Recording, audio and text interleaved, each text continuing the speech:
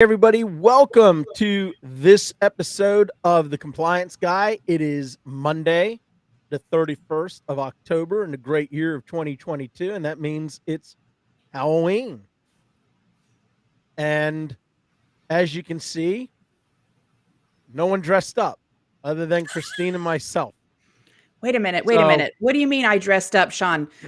Is the filter not working? Somebody tell me that my filter is working. Oh no. Well, she kind of has that librarian look a little bit. I'm not sure. That's my auditor look there, Terry. Oh, is that what it is? Oh, okay. Okay. Well, my middle name is Angel, so that you see the halo, right? So I'll start off for anybody who doesn't think I dressed up. I dressed up as two people because I have split personality disorder. One, I dressed up as this guy who's called the Compliance Guy. You've never heard of him. I don't blame you. The other person I dressed up as is Chip Gaines. See, my Magnolia. And these are my two new books, No Pain, No Gains, and My Capital Gains by Chip Gaines. So I am in full costume regala for our Halloween spectacular. Well, or spooktacular. Well, speaking just for me, it took me about 3.5 decades of life to find a personality that wasn't completely objectionable to the rest of the human race. So I think I'll stick with what I have. But as far as Halloween, if you look over my shoulder right about here, I do have an autographed picture of Svengoolie on my wall. So that'll cover my Halloween input for today. So there you go. Scott? Yes, sir. Who are you? I'm doing good. I'm fighting a cough, so if I mute myself a little bit, that would be why. But I did not do a great job with Halloween. I guess I could say I'm a Las Vegas Golden Knights enthusiast. That passes for a Halloween costume. Probably not. But. All right. We'll give it to you. And Terry Fletcher, what's your deal?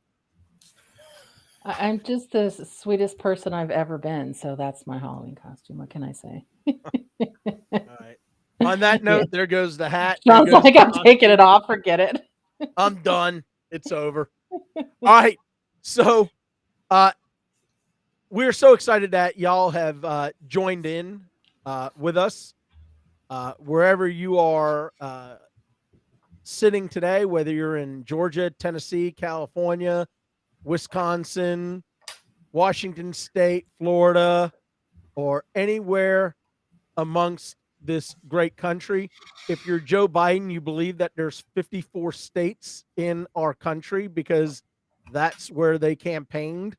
If you're anybody else, you know that we have 56 states and territories in the United States. So whatever, it's all good. Paul, stop giving me that libertarian look. It's all good, buddy. It's just going to get better from here. I promise. Yeah. All right. I'm not, it's not a libertarian look. All right. So today we've got a great lineup of topics. I know that we really want to make sure we have enough time to be able to get in and talk about everything that is going on in healthcare right now, whether it's talking about HCC coding and the mess that it's creating. Terry and I tomorrow are going to be talking all about Medicare Advantage plans and the OIG audits that have taken place over the last several months this year, and what we are seeing from those audits and what we can expect to see, and why it's so important to us as healthcare professionals to make sure that we really stay on top of this stuff. I know that we have some scary situations to go with our Halloween theme, and I want to start with you, Terry Fletcher. So let's go ahead and jump in right away, and let's talk about the first of these scary situations. Well, I think one of the things when I threw out a topic on this is that I know a lot of your followers, listeners, the podcast people out there either are consultants, want to be consultants, or are in the field of consulting, and or considering, what does it take to get into there. But I think all of us as consultants and as independent, I guess, people, subject matter experts in this space, one of the things we wanted to bring to your attention is some of the scary things you're going to encounter before you jump right into this. And a couple things that come off the top of my head is, first of all, you're going to have a little bit of a resistance when you find a problem. So when you find issues, when you find non-compliance, and also when your recommendation is pay the money back. So a lot of, especially when it could be a subjective thing on E&M or things like that, we get a lot of, and I'm collectively saying this, so when the other consultants chime in, they may agree or disagree, but I know that we tend to get a lot of clients that, oh, I was told to do this, and then we go in and say, well, who told you? And they never seem to know who that was. But then when we find some of the irregularities or problems or things that just don't smell right and could get them into trouble based on what the regulations or the statutory requirements or even just bad coding or reporting or anything like that is, we are finding that we're getting a lot of resistance to not just corrective action, but also saying, not only did we identify this problem, but you're going to have to resend some money. One recent one that I got was a physician's practice that came to me and said, well, we're not getting paid enough for the annual well visit. So we added additional telehealth office visits when we refill the patient's prescription. I'm like, wait, what? And so basically what they said was they called the patients and let them know that they went ahead and refilled their prescriptions from an annual well visit, which the patient has no out of pocket, and which is part of just, regular preventative care. And they said that they went ahead and billed for office visits. Now, two things wrong with that. First of all, that's not the intent of what that's for under the PHE. Secondly, audio only, and they billed office visits. Oh my goodness, just, you should have seen my head spin around. And the next thing is you can't bill for things based on the fact that you're not making enough money on another thing. So I recommended that they refund about $107,000, and just from what I saw preliminary, and it looked like it was going to be a lot more. And they said, we're going to find another consultant that'll tell us something different. I'm like, okay.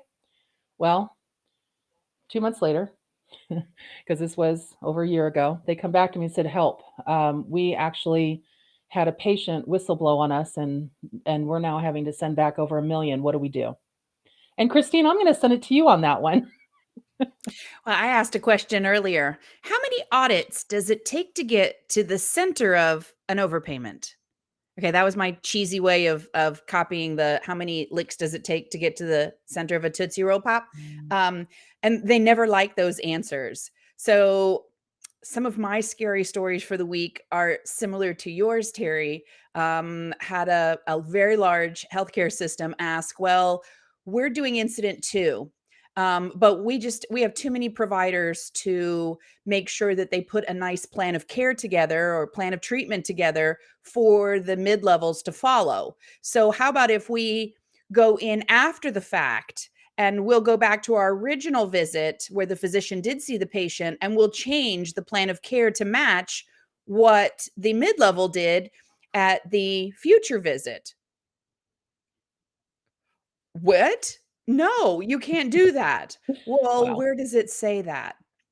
So yeah, I've been seeing some of those spooky things too this week, Terry, that just kind of make me jump. Another one, Sean, we were talking about HCCs was, well, that's not the same instruction that I'm receiving from the Medicare Advantage plan. They told me that if this is in the record, I have to add this diagnosis. If it's in the problem list, if there's a medication, I have to add it. And so we're finding a lot of misinformation and miscommunication, even from the Medicare Advantage plans who are getting the audits. So I'm feeling that too. There's a life cycle of pain that I've learned about, and it doesn't. Is this as a consultant? And It's not so. I mean, you can apply it to just about anything, but it's become transistorized in the internet world where you have an audit, there's a finding, it's broadly published, everybody reads it, everybody sees it, and then everybody reacts to it, and there's a CIA, and the 5 years is up, and then it goes away for a while, and then the people who dealt with that CIA may not be in the organization anymore, and then suddenly we're 10, 15 years down the road, and suddenly the same issue pops up again. And you're dealing with it all over again. And I don't want to tie it to addiction, but when you're working on revenue cycle and you're trying to get money in, and you know about the pain that is caused when you get it wrong, to keep having to learn the same lesson over and over again, just because people have left and now people have come in. Maybe it's because I've been doing this for 33 years, but the cycle of pain is shortening in the world of the internet era, and the same errors keep popping up over and over again, whether it be laboratory tests or, as Scott and I learned last week, and that's a good transition for Scott, or so many other issues that haven't we dealt with this before? Deja vu all over again. It makes me think, Paul, though, if we go back to the original cure, if you have a compliance program in place, if you're working that compliance program, quarterly meetings, and I just found out another organization I work with, they have a wonderful compliance program, as they told me, but they don't include billing and coding in their compliance program. So sorry, I kind of said, isn't that the point of a compliance program? Yeah. Well, but if they're not working that program, it's only as good as the newest person in the door and how well they're trained, because maybe it's a compliance reaction that has led to perhaps slower processes in an office, or things that look on the surface to be taking more time. Well, the reason why we're doing that is because we've been stung before. And all you need is somebody new saying, this is such a waste of time. Let's just get rid of this. Let's just get the services out the door. Well, yeah. So real quick, I want to address one quick thing, and then Scott, I want to go to you as well.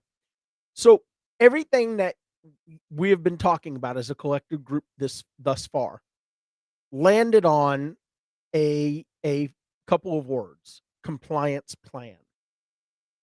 And again, to Paul's point, a compliance plan is only as good as the last person through the door. I think I restated that correctly. Okay. A compliance plan cannot be a paper plan. It's got to be a living, breathing document.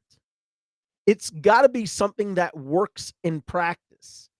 It has to be something that if a DOJ prosecutor looks at it, they can say, even though mistakes happened, it doesn't threaten the integrity of the overall corporate compliance program. A compliance program is mandated under the Affordable Care Act, under ACA. It's been mandated since 2010. And I know a lot of people will sit back and say, okay, but wait a minute, Sean, then why aren't we seeing all these practices getting rung up for non-compliance? Well, you are, but the truth of the matter is we've just had poor enforcement of the act. But that's changing. I mean, as conditions of participation with Medicare managed care, you have to submit a corporate compliance program for review and approval. So again, to our panel's point, compliance has to be started at the top of the organization, and it has to be a culture of compliance, irrespective of who the individual is in the organization. It applies equally across the board. So let me pause there. And Scott, I know that Paul was opening a transition, and we're trying to be kind to Scott today because Scott, is not feeling so great. And we want to be kind to him, but he was nice enough to join us today. So let's hear some of your thoughts about what Paul was talking about. Yeah, so Paul transitioned into my Halloween Scary, which was sitting next to a provider reviewing audit findings last week and just doing a question and answer. And one of the questions that came up had to do with some pre-procedural lab testing that was being regularly denied, that was being required to be done for every patient. And the provider had said, well, one of my challenges is, basically I'm modestly paraphrasing, but pretty close to accurately, what I have to do is I have to figure out a diagnosis code that's in the neighborhood of what the patient has that will get these tests covered prior to this procedure. And of course, Wait. Yeah. Neighborhood? Yes. Is that what you said? Yes. Okay. All right. Yes. I thought you said that. And usually when I hear something like that, I'll say something in response like, I didn't hear that because a plane was flying overhead, but please never repeat it. And it relates back to, I think, Sean's point about compliance planning. There are so many individual inputs and so many things to be thoughtful about that certainly I don't think, having worked with this group for a bit and having worked with this provider, I don't think it was said with malice. I don't think there was any intent to be deceptive. I think it was just, I'm running into this frustrating situation in that I'm being told I have to do these tests, but we're not being paid for these tests, and I need to figure out a way to remedy that.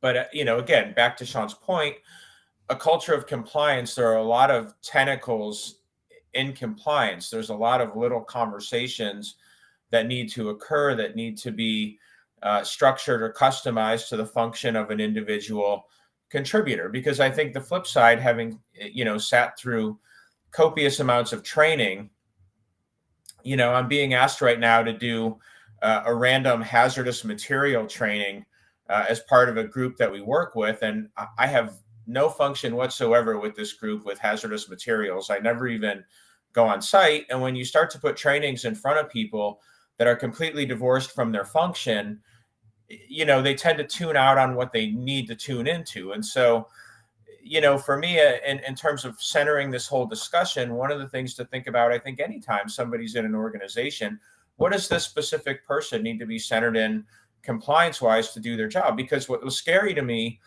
the purely scary Halloween Scary is I could have been an auditor from, Blue Cross Blue Shield or Medicare or anybody else. And I don't think this person would have said that response any differently, because I don't think she felt like she was doing anything other than trying to solve the problem in front of her.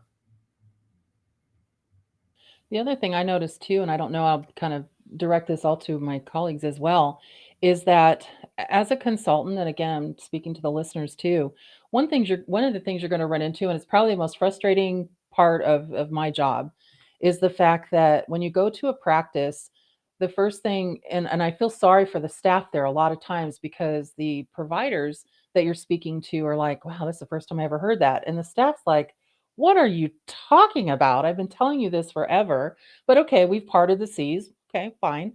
But then the problem is that they then do it for maybe 3 months. I think that's kind of the uptick. And then we're asked to come back, or we encourage, especially based on what we find, to come back and either audit or review again their policies and their coding and their billing. And if it's not just revenue cycle, just everything they do.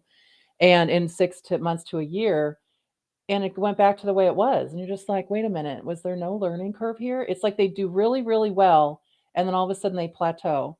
And they're like, well, Terry's not here anymore, so let's do this again and see what she says next time. I And see that all the time, Terry. It's very frustrating, Christine, because we do spend a lot of time, not just going over things, but training and corrective action and educating.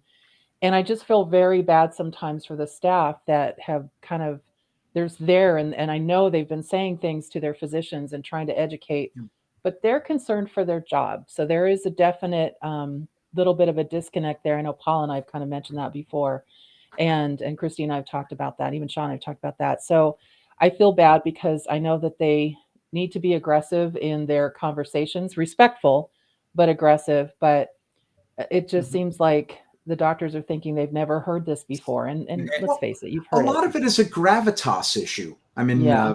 you have somebody who is on the floor who's attempting to do the best, most compliant job possible, trying to discuss this with somebody who had 10 years of medical training, who is, quite obviously at any time is the smartest person in the room, and is also the person whose signature is on the lower right-hand corner of your paycheck. So, I mean, you combat that with facts. You combat it with a scientific process to spell out, if we do A, it leads to B, which leads to C. What we would rather see is this process, which will lead to B, which will lead to D, which means keeping revenue in your pocket the first time it's received.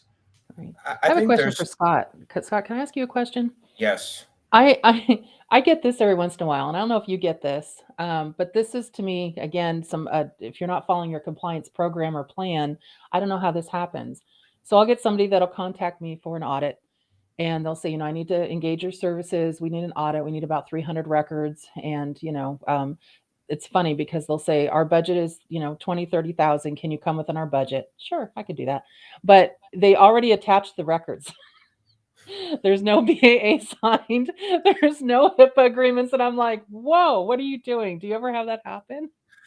I do. Even when there is an agreement, and I've had numerous conversations about safe transmission of patient-specific data, it does not always mean that they are going to comply with that. And so I see that on both levels all the time.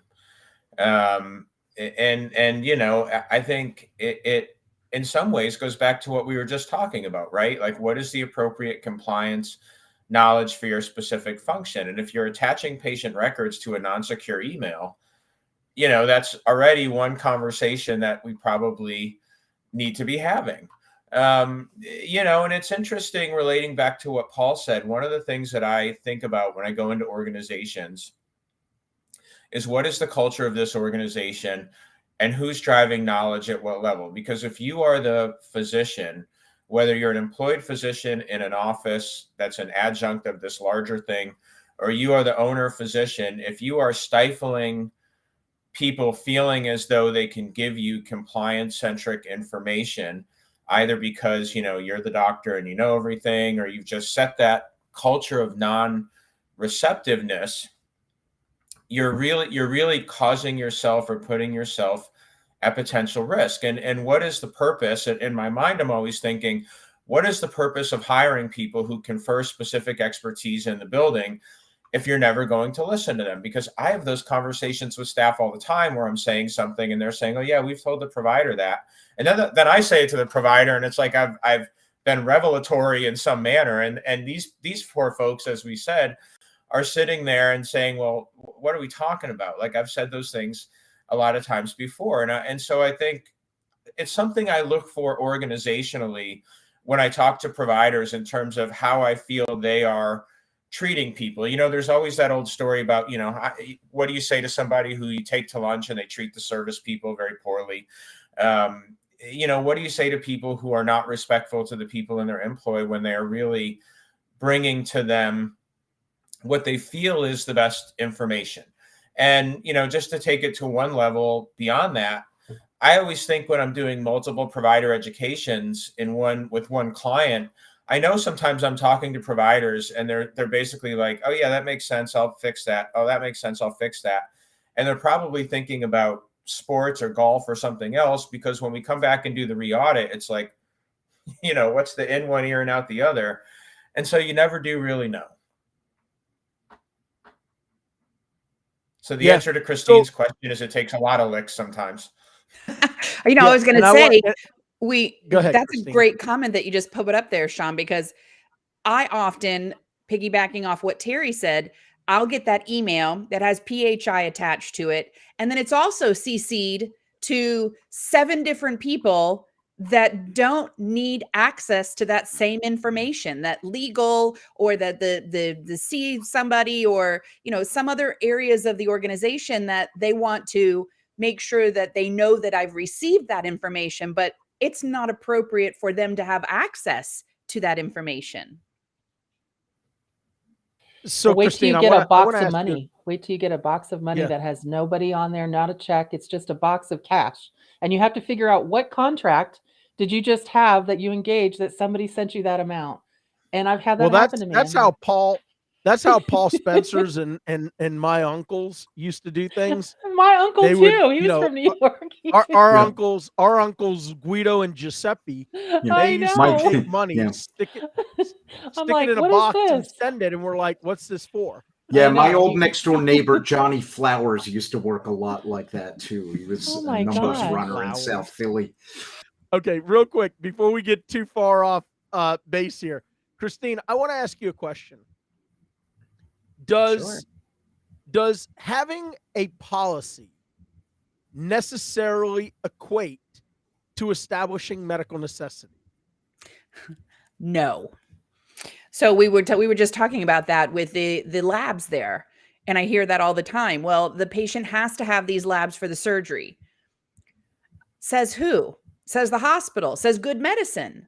But if there is no diagnosis and you're hunting, or what was the word that you used earlier?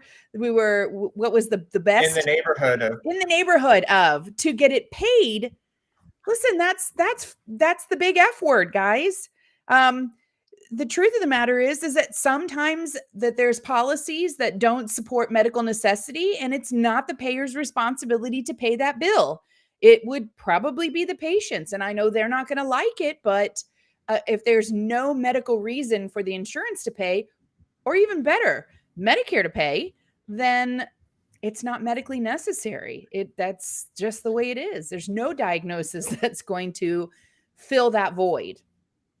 well, and I think again, going back to the theme of this overall conversation, and this certainly comes up all the time with me, and it may with all of you, a lot of these larger organizations do not want to deal with this issue head on, and so they just let it kind of fester beneath the surface among the providers. Because sort of related to that, comments I also heard a couple of times last week, and I hear all the time, is something, I might be talking to primary care and they say, well, the surgeon wants an H&P, but they don't want to do it, so they send the person to me. And now the surgeon's part of the same group as this primary care provider, and this primary care provider is being asked to do work that they know they're not going to be paid for, and they're getting frustrated. And central administration is not solving this problem for any number of reasons. Now, central administration may choose to allocate funds to pay for that work, knowing that it's not payable by insurance, and they don't want to necessarily disrupt the apple cart of their surgeons who might be generating more money for the enterprise overall. So a lot of these problems, some say problem, others say opportunity, but these things are solvable. It's if a large health system is like an octopus, right? It's like one arm is requiring a certain level of work from another arm that nobody's going to pay for. And then we're going to kind of point, like those two Spider-Mans and that meme that point at one another. We're going to try to figure out who's responsible within the same entity for solving this problem. And the entity can choose to write it off. The entity can choose to bill the patient. The entity can choose to do any number of things. But right now, they just kind of create this. In the specifics of this situation, you create a potential misalignment of motivational factors where now you've got this person who says, well, let me see if I can find a diagnosis that'll get this paid. And we're talking about the same organization all the way through. So it's kind of like, as a group, just figure it out. I want to put this comment up here for a moment because I agree. This is a very, very common thing, and it's problematic. From me as a regulatory person, it's problematic. One, please don't ever call it a cheat sheet. That just, there's nothing that makes me laugh more. Yeah. You trying to cheat? There's nothing that makes me laugh more than when I'm doing an investigation and somebody says to me, oh, well, I have these cheat sheets that I put up here onto the wall, and, And I say, well, what do you mean cheat sheets? Are these sheets that are created to help you cheat the government or commercial payers out of money? I don't understand what you mean by cheat sheet. And they look at me and they're like, no, no, no. And my comment to them is, do you see how easily these things could be turned around on you if you're a witness in a civil or criminal trial? And now all of a sudden, the opposing counsel says, Christine Hall, you had these things that you call cheat sheets. Can you tell me what a cheat sheet is?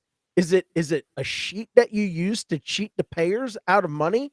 And now you're in front of a judge or a jury and you're having to figure out, oh my God, that's one of those, I wish I had a box of Imodium moments, because first you say it, then you do it kind of situation. Excuse me. But, and I would just go ahead.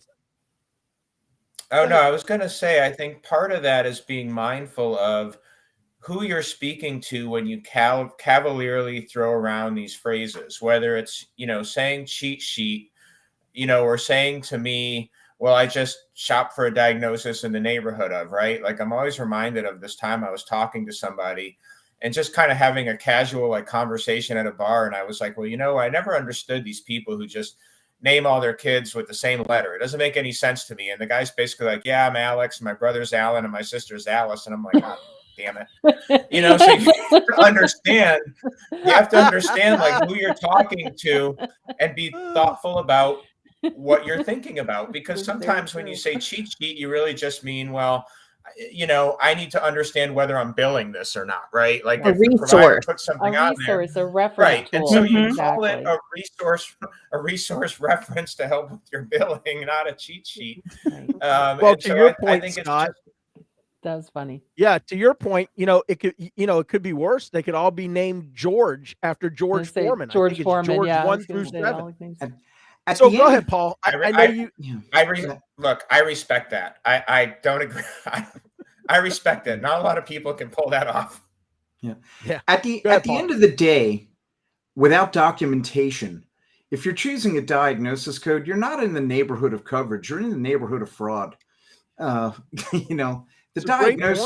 diagnosis should be taken from the documentation, and not let's flip on that binder clip that's has a tack next to it, next to the coder's desk on page 3. And with the benefit of hindsight, I didn't say this because this poor nurse practitioner, I didn't want to scar for life, but when she said that to me, part of me wanted to just sit there in a casual voice and say like, oh, so you're committing fraud. And just let it kind of sit out there, because it's functionally what she's describing. You get invited back to that party. Well, but... look, when somebody says to you, look, I'm basically picking codes to get the claim paid, there is no other explanation, right? Because if you look at 42 CFR, right, it starts off by saying any person who, okay? And it goes into the 3 examples of knowingly submits claims that they know is not accurate. That's a violation of the False Claims Act. Acting in deliberate ignorance or acting in reckless disregard. These are 3 aspects for which any person who knowingly submits a claim that is not accurate. And now, so Sean, let me explain something though that I think, and I'm not defending this position. I'm just throwing it out there because this is something that I hear often, and this is probably the most blatant one I've heard, and you guys can comment on it. So my primary specialty is cardiology, and back in the day, the codes for, let's say, an angioplasty and a stent, also in the IR space, peripheral cardiology, basically said that, and this is what I'm talking about specifically, so extremity, PT and stenting, they used to pay separately for both. So if you did an angioplasty, which is ballooning the vessel to get a more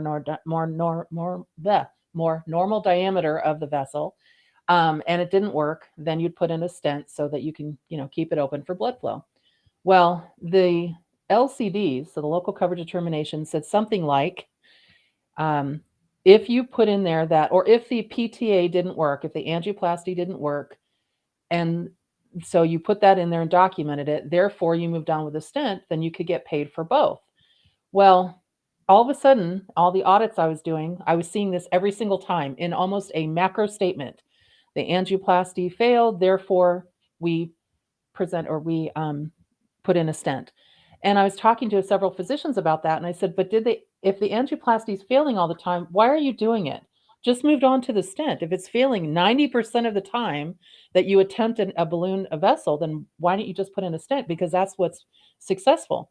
And their position was, and this is any doctor I talked to, and I was like, what? They said, but that's not what the rule said. Look, read right here. It says, if I say this, then I can get both. I'm like, but only if it's true. And they're like, no, Terry, no, really, read it with me. It says, if you document. I said, no. It says, if Terry, this happens. read it with me, Terry. Read it with me. Read it with Say me, it Terry, with me. because that's going to change the context. That's going to change the I know. And so then I was like trying to explain how this was so wrong, how they were wording it in their report, and every single patient would fail the angioplasty and have a stent. And then what happened 2 years later? They combined the service, lowered the reimbursement, and said, guess what?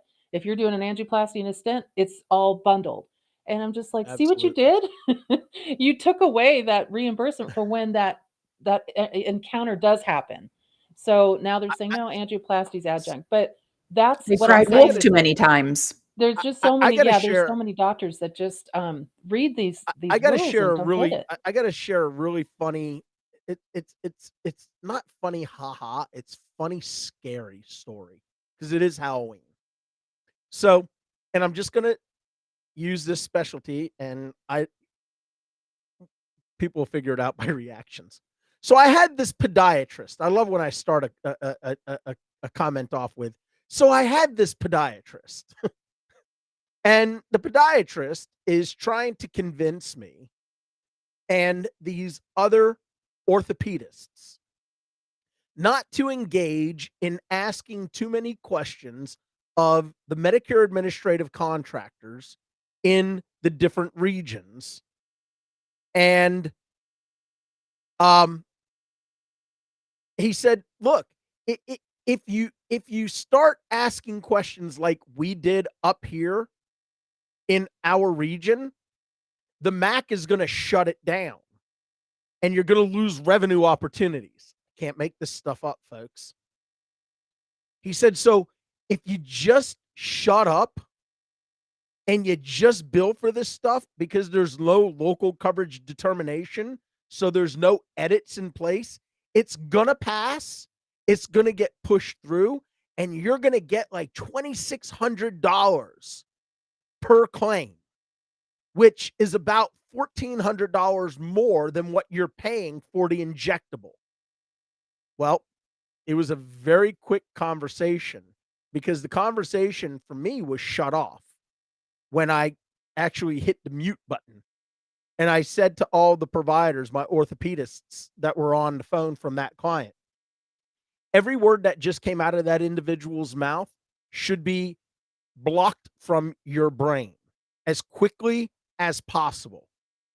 We always inquire with our Medicare administrative contractors because if we can get something on the record from them, then we're okay. The problem that they were using is they wanted to use Chapter 3, Section 3.2.3.4, if I'm not mistaken, which is in the absence of an LCD, you defer to the medical necessity of the service.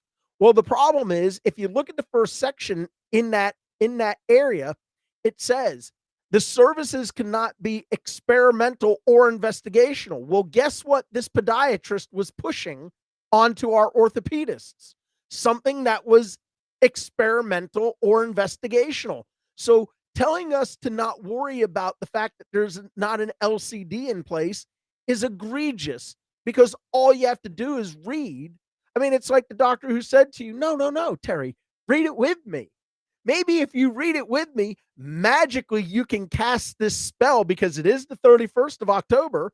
So maybe you can concoct your potion that you can spread over all of the payers that will automatically agree with everything that we just did.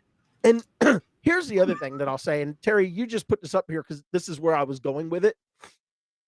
I have created something called a vendor validation program with every single one of my clients that I serve as the compliance officer for. Scott and Paul, they get to work with me with all of our compliance clients, so they know. And it still boggles my mind with some of my larger groups, like 6 months down the road, they'll send us an email and they'll be like, oh, Dr. So-and-so started doing blah, blah, blah, blah, blah. And I'm like, when did they start doing it? Oh, not too long ago. Well, how long ago? 6 months ago. 6 months ago. Okay. And yeah. And how many claims have been submitted over the last 6 months? Well, we've done 1,276. I'm like, Houston, we have a problem. Why didn't you use the vendor validation program? It drives me absolutely insane. And it goes back to the comment that Paul made just a little while ago. Your compliance program is only as good as the last person through the door, which is why there has to be continuous onboarding. You can't just let this stuff go. All right. So I want to shift gears real quick, but Paul, before I do, I saw you kind of chuckling about something, so I want to give you an opportunity to respond to that. You unfortunately are subjected to working with me more than anybody on a daily basis. Yeah. Well, you talk about things. I mean, a good rule of thumb is that if there is not impartial third-party medical literature behind something somebody is pitching, consider it alchemy and not medicine. I mean, for a special Halloween reference, and we know from the knowledge that we've gained in the past that an LCD is not something where they just dream something up on a whiteboard and then 2 weeks later it's an LCD. This is a long process particularly for new technology. It's not, a vendor is going to give you the rose-colored glasses version, particularly if there's a code built for it prior to an LCD being built for it. It's, just use this code. Not the way it works. Right. All right. So let me, and I do want to say one other thing, because one of my great friends is Robert Lyles. He's just this amazing, brilliant attorney out of Washington, D.C. And he often talks about LCDs. And, he always says to me, Sean, why is it that you and I are the only two out here in the universe of healthcare talking about LCDs and the fact that they are sub-regulatory guidance documents? Now, it is Halloween, so that was my impersonation of Robert Lyles. Now, if any of you have ever heard him, he's absolutely fantastic. He's a good old Texan, and the point is that they are sub-regulatory guidance documents. They're not subject to formal rulemaking. They are not regulations. They are not law. They are best practices and guidelines that are developed by the Medicare administrative contractors on the local level to give a level of guidance to providers. They are not absolute, and they can be contested. And they are contested because the Office of Inspector General produced a 2014 report to the Centers for Medicare and Medicaid Services that specifically said, and I'm paraphrasing,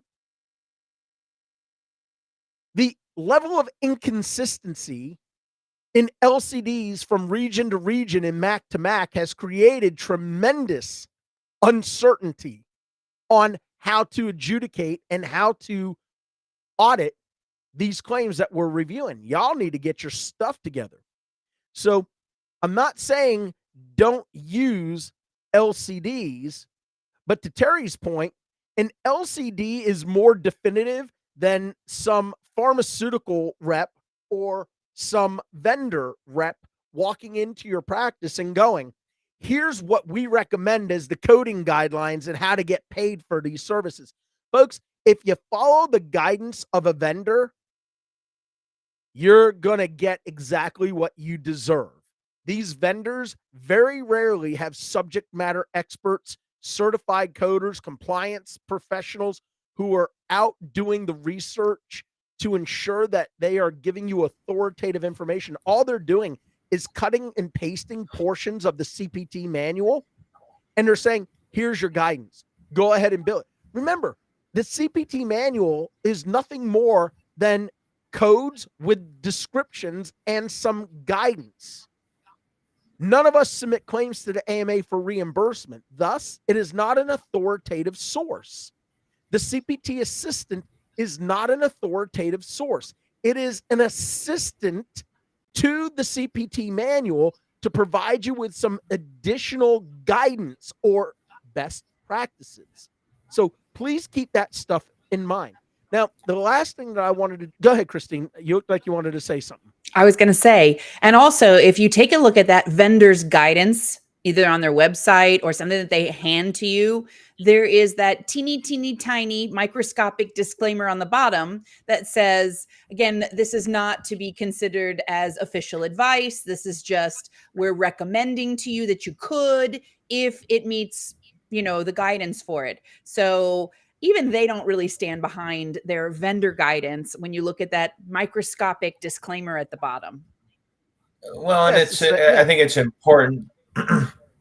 It's important to do your due diligence on, any situation where somebody with a vested interest in the result is recommending you make any sort of material change to your coding and billing practices, whether it's adding a new service, adding a new technology, whatever that is. When things sound too good to be true, they usually are. And there's no harm in doing any sort of due diligence. I think, most of us, when we think about larger investments that we make in our own lives, right? Like if I were to buy a car, I would do a pretty substantive amount of research. I wouldn't just go to, the Toyota dealership and be like, well, he said it runs well, And so I think that important guidance applies to all of these material changes you might contemplate making to your organization. Why in the more cynical side of my mind did the term pusher pop up, rather than vendor? I'll just leave it at that. And that's a good point. No, that's a good point. So let me ask you, Paul and Scott, and then Terry, I'll come to you, and then Christine for some final thoughts, and then I have one last thing that I want to share. Last week, you all were at a client, and part of your engagement was to present an educational session to their on-staff coders and auditors and to the physicians. I know a lot of the focus was on the 2023 E&M guidelines. What sort of questions? I'm not asking for the content of what you taught. What sort of questions were you getting from providers and or from these on-staff coders and auditors from this health system that we can share with our viewers and our listeners today so that they can be thinking about some of these? And from those questions that you received, what kind of responses were you able to provide to them? Scott, go ahead, Paul. I'll start with you. Oh, well, I can only speak to the guidance that we provided the provider community within this particular organization, and it was somewhat sparsely populated, which is another problem. But I think a lot of what people are thinking about, based on, particularly for the acute care setting, where we see the paradigm and how it's set now, is making that adjustment in the acute care setting for what documentation is going to look like in 2023 and how they conquer that. As far as, meaningfully assessing a condition rather than providing a laundry list of things that may not even be covered by or being reviewed by the primary physician of record during a hospital stay. Scott, let me go to you. Some of the questions that you were getting in feedback. I think a lot of it, similar to what Paul said, had to do with how do we make sure we're getting credited the right way for the things that we're managing? How do we get credit for the work that we're doing on a day-to-day basis, particularly in the inpatient setting, when there are, copious amounts of orders floating around individual patients, and patients are being seen and managed by multiple providers. And I think that was a certain part of it. In some respects, to Paul's point, I wish they had asked a few more questions. I think we were giving them a fairly substantive amount of information, but we talked quite a bit about, on a day-to-day basis in inpatient settings, emphasis on things like history and exam, how oftentimes in the inpatient setting now, the history of subsequent service is something like, patient sitting up, patient, no acute events overnight. And we're trying to, under these guidelines, use the history and the exam as a mechanism to determine or level the patient's severity on that specific day and level the medical necessity of the risk. So I think that was a big part of what we talked about. I know there are some sort of modest aspects of the guidelines that we're waiting payers to weigh in on, but were certainly things that people were curious about.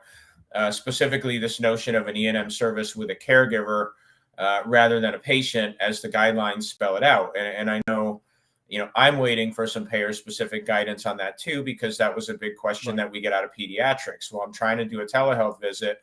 Do I need to prop this 2-year-old in front of the camera who can barely sit still, when in reality, this is a treatment discussion involving the parent or guardian and a very modest need for the participation of the kids. So things like that. Right.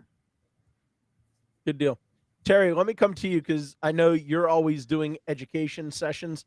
And Christine, I'm going to come to you because I know y'all just did your fall festival. So Terry, let me come to you and what you're hearing as questions being asked by clients or those attending your educational sessions, or those who are listening to your Codecast podcast and saying, okay, but wait a minute. So can you give us just a couple of examples of some of the questions that you're getting and some of the responses that you're providing back? Yeah, one of the things that I'm getting quite a bit is, can you just educate us on how to charge for a level 5? The answer is no. So what I basically say is no, I can't just give you the highest level of service education. I'm happy to explain to you how you meet each level of service, so that if you have a patient encounter, you'll know what that bucket falls into. But if I only give you level 5, and that's the tunnel vision you have, obviously that could create an upcoding situation. And then I usually get a question, well, how do I get around that? Doesn't matter what I say. How do I get around that? And I always know I have a winner on that. So if you ever hear, for the consultants out there, how do I get around that? Run the other direction. That's just not a good client you want to have. One of the things on the new rule, and I think maybe next roundtable we can, without being a webinar, but just kind of comment on a couple of the new rules. The hospital visits now have something called stay instead of new versus established visit. And that's going to be very costly to practices, because the encouragement, how I'm interpreting the rule, is that if someone from your practice or same specialty from your practice anticipates, they even have the word anticipates, an admission or an E&M service in the hospital setting, then the physician that is coming on the back end, or on the next physician that sees the patient, can only report a subsequent hospital visit. They can't report an initial, as they're doing now for a consult of another physician who comes in. And so in practices, I mentioned on cardiology, where they've got a subspecialty of EP, and you've got a general cardiologist that finds an arrhythmia on a patient or abnormality, and they need to have the electrophysiologist come in, they're only going to get a subsequent hospital out of that. So and then, ortho, different subspecialties. There's a lot of admission questions that are going to cost providers, in my opinion, anywhere from $100 to $300 a patient, that nobody's commenting on.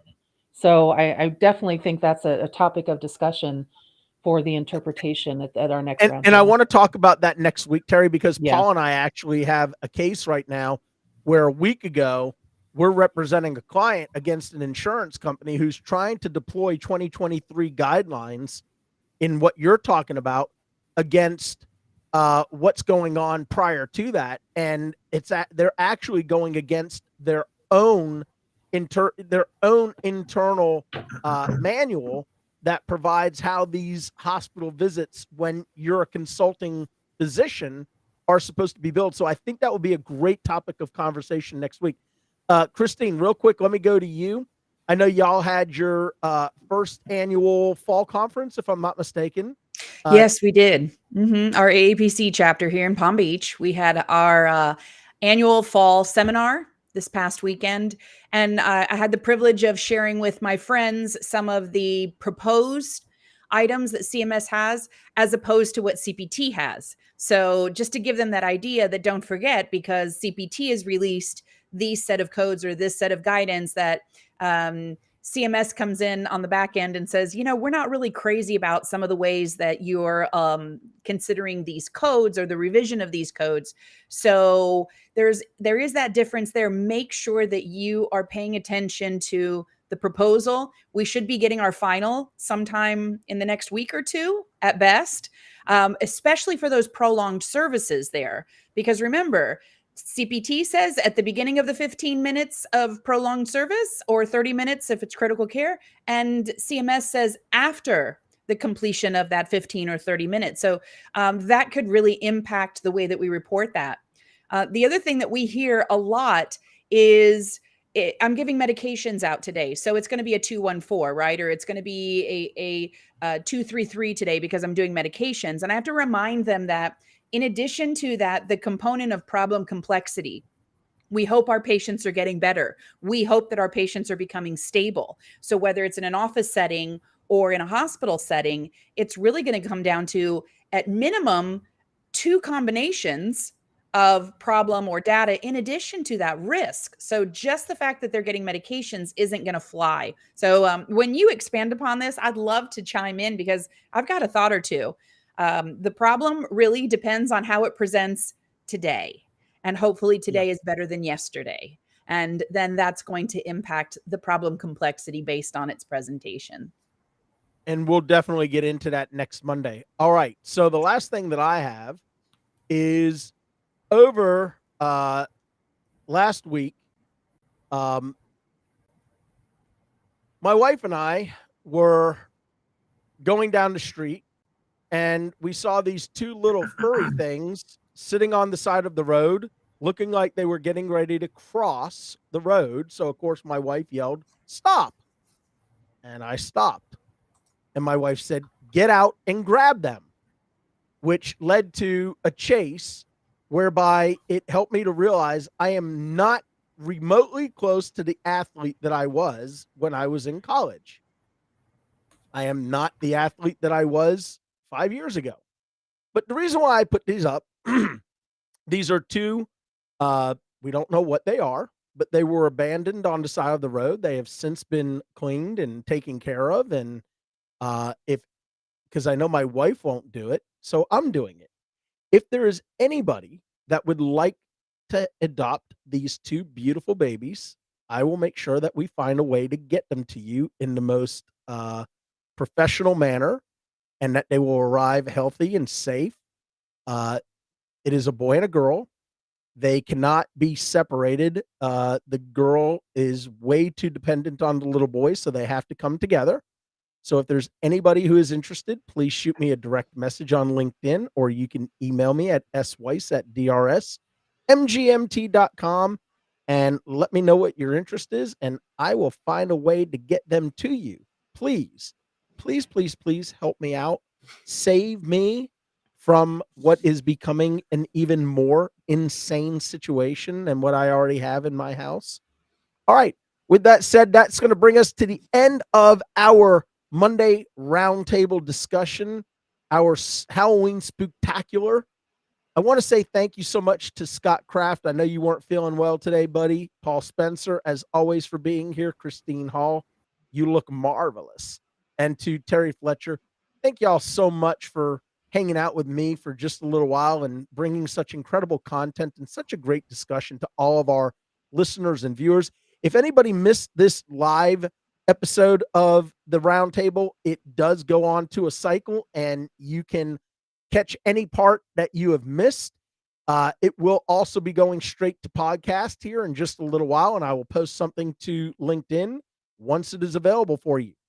All right. Tomorrow, Terry and I will be back with our hashtag Terry Tuesday episode on the compliance guy. And then I have a couple of days of daily dose episodes before the week is over.